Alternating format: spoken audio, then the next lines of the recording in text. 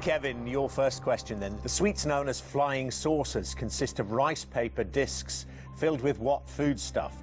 Licorice, crushed peanuts or sherbet? If I remember them correctly, I think it's, they're very sweet. I think it's sherbet. Yes, it is. Sherbet is correct. And your first question then, Lee, kicking off for Kevin is our hero. Ruby is rhyming slang for which food? Curry, pizza or fish and chips? It would generally be where we tend to go a lot on a Friday night. It would be curry. I thought as much. Ruby and Marty, curry? Correct. OK.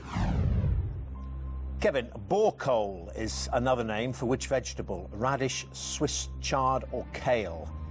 No, I'm not sure I've come across that. It doesn't sound right for radish somehow. It's saying I'm edging towards kale because it just somehow just sounds more brassica-like. I'm going to go for kale. OK, kale. It's the right answer. Well worked out, Kevin. Lee's enjoying it. Even though he's scoring points against you, you can see Lee's there going to say, yeah, come on, Kevin. No, you're trying to knock him out here, Lee. OK, next question now. What name is given to a mixture of egg yolks and cream added to a soup or sauce to bind, thicken and enrich it? Is it amour, intrigue or liaison?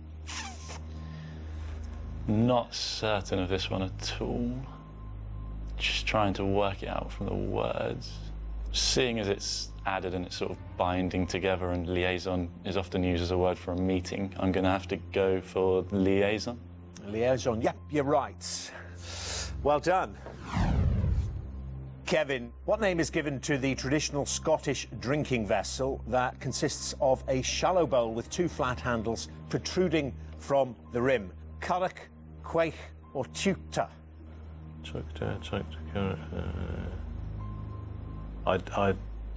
No, I don't know this. I'm getting the one that I may be thinking of a different type of vessel entirely, but the one that I suppose is sticking out a bit, and I may well be thinking of something else, is the middle one, quake. So I'll have to go for that. OK, quake. Egghead, you're looking happy. Yeah, it's a quake, yeah. It's the right answer, yes. Again, good working there. I think, giving a masterclass here to the willing apprentices watching on. But, Lee, this is where you go out of the game if you don't give me a correct answer, so you need to get this. In modern French cuisine, what name is given to a sweet dish, either hot or cold, served between the cheese course and the fruit course, or as a dessert? Is it entremet, entrepot, or entresol? This is where I wish I spoke French, or if I'd have tried harder in my French lessons at school, but no real. It's more of a guess than anything, but I'm not I can't make any sort of reasonable deduction, but I'm going to have to go for entrepot. Is it the middle one? Entrepot? Entrepot, that's the one. The middle one? Yeah. Just confirm that. OK, it's the wrong answer. Entremet.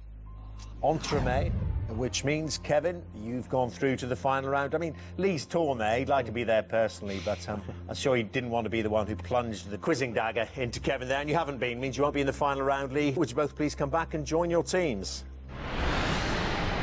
Well, Kevin, not diminished in his worshipper's eyes there. Kevin is our hero. I've lost one brain. From the final round, the Eggheads are all still there. And our next subject today is music. Who'd like to play this? Music. I'll take that. Do you want to take Oh, right. Christina? Yeah. Christina, who would you like to play from the Eggheads? Is there anyone particularly who you're unsure? No. Is there anyone? I don't know. Yeah. Yeah? Okay. Yeah. Yeah. Daphne? Daphne? You're not concerned, are you, Christina? You don't care? I don't know what their strengths are. Oh, I see. Well, let's have Christina and Daphne playing music. Into the question room, please. Well, Christina, you were very keen to play this round. You don't know what the Egghead's strengths are, and maybe that's no bad thing. What about your strengths, though, in music? I actually took my A-level in music a year early at school because I was good enough. And I play several instruments, so I felt it was a strength I should play too. Yeah, but, I mean, also strong in literature. I know English literature, studying for a doctorate. You didn't fancy hanging on in case arts and books came up? Well, you have to take my chances with this one, really, so. Yeah, it's the gamble you take, and a strong subject, so why not play it? And decide whether you want to go first or second, Christina. I will go first, please. Good luck, Christina. Here's your first question, then. Which Blondie hit single features the lines, "I know a girl from a lonely street, cold as ice cream, but still as sweet. Picture this, Heart of Glass or Sunday Girl"? That's going to annoy me now. Are you playing it in your head? Yeah, I'm trying to work out where it goes. I'm going to have to guess on this one because I can't really remember that many lyrics from Blondie's songs. And I'm going to go for Heart of Glass.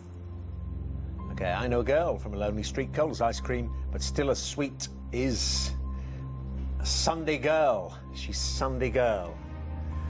So, see how Daphne does with her first one. Daphne, according to a traditional Australian song, which bird sits in the old gum tree? Kookaburra, kakapo or cockatiel? We used to sing it at guides. Kookaburra. Kookaburra. I can't remember the next line, though, but it is a kookaburra. You can't remember it? It must have only been, what, a few years back? Oh, thank you, Dermot. Did you get loads of badges? Just the basic ones, really, sort of... Walking, breathing? No. I know I did the Morse code. I got my signals back. Yeah, we get a lot of questions about that, don't we? That's how I've seen you on those, of course. Yeah, OK. Explains a lot. Yeah, Daphne, Kookaburra, right answer. OK, back to Christina. Let's get you off the mark. Until all its copyrights expired in 1961, which opera company had a monopoly of the Gilbert and Sullivan operettas? D'Oyly Carte, Opera North or Sadler's Wells? I don't know anything about copyright.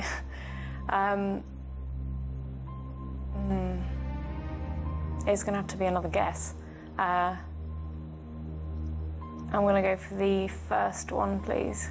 D'Oyly Carte? Yeah. Now for that, I'm right to do so. It's the right answer. Well done. Yeah, the Savoy Theatre was built by Richard D'Oyly Carte to stage Gilbert and Sullivan. OK, and they held the copyright then until 1961.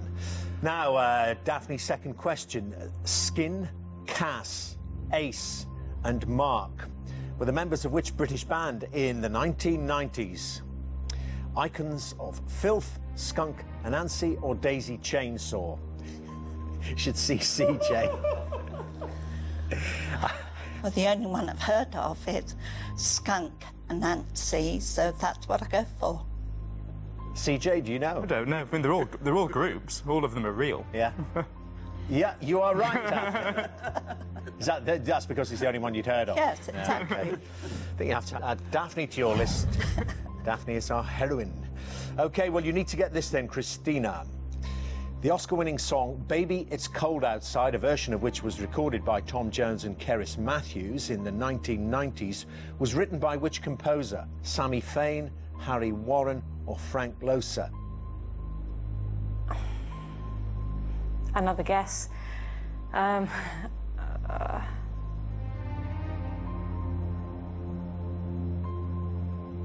going to take Harry Warren.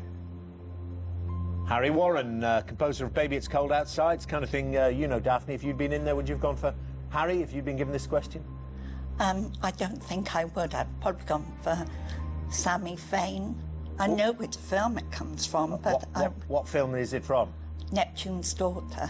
Oh, I'm not familiar with that. Esther Williams. OK, what bit of swimming pool action? Yeah. Wet she's a star, dry she ain't.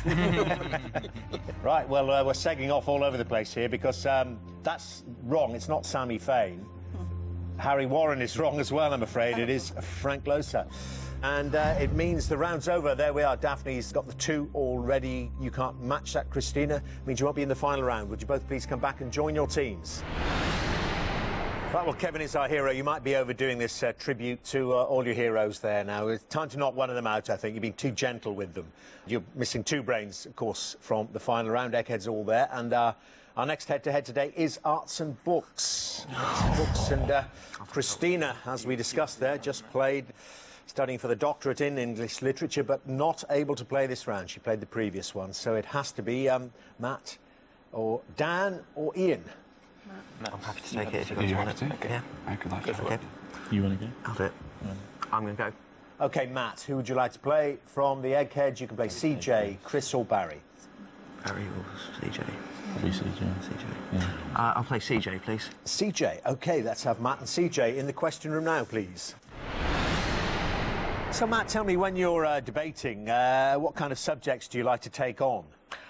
Well, we take on a whole range of subjects. There's not really anything in particular. I guess most things are politically based, but one of the joys of debating is that we get the opportunity to argue things that we don't believe in and really, you know, play devil's advocate. Yeah. Yeah. And you enjoy that, do you?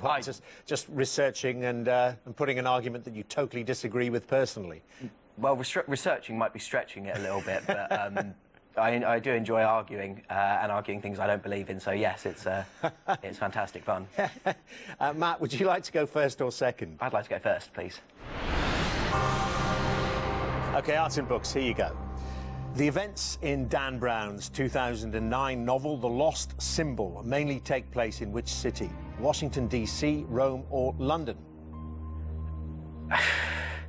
For some reason, I really want to say Rome, and so I'm going to, largely because I know most of his books are about kind of religion and old English, old European cities and things. So Rome seems to be the one that leaps out at me. OK, Rome makes sense, doesn't it, given the previous novels, but I'm afraid it's not. Action moves on to CJ. I think it's Washington. It's Washington, D.C. Washington, D.C.